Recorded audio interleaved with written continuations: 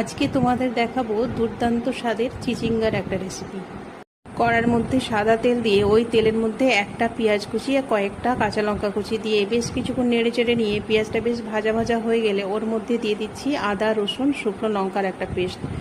সামান্য নেড়ে চেড়ে নিয়ে আদার কাঁচা গন্ধটা চলে গেলে ধনে জিরে হলুদ কাশ্মীরি লঙ্কা এই গুঁড়ো মশলাগুলো সামান্য জল মিশিয়ে অ্যাড করলাম। এই মশলাগুলো ভালোভাবে কষিয়ে নিয়ে দিয়ে দিচ্ছি চিংড়ি মাছ। চিংড়ি মাছটাও খুব ভালোভাবে নেড়ে চেড়ে নিচ্ছি। ওই মশলার মধ্যে চিংড়ি মাছটা ভালোভাবে ভাজা হয়ে গেলে দিয়ে দিচ্ছি কেটে রাখা চিচিঙ্গা।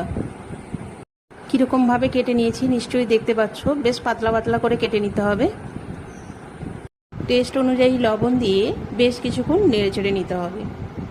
চিচিঙ্গা থেকে যে এক্সট্রা জল বার হবে সেই জলটা যতক্ষণ না শুকিয়ে যাচ্ছে ততক্ষণ আমি নেড়ে চেড়ে নিচ্ছি। যেহেতু গ্যাসের ফ্লেমটা হাই হিটে আছে খুব বেশি সময় লাগবে না, এখানে আমার 7 থেকে 8 মিনিট সময় লেগেছে এক্সট্রা জলটা শুকিয়ে যেতে। দেখতেই পাচ্ছ চিচিঙ্গার মধ্যে আর এক্সট্রা জল নেই, মানে ভালোভাবে কষানো হয়ে গেছে। এই সময় দিয়ে দিচ্ছি 1 বাটি নারকেলের দুধ। এই দুধটা দিয়ে সামান্য নাড়িয়ে চাড়িয়ে নিয়ে ঢাকনা দিয়ে অপেক্ষা করব।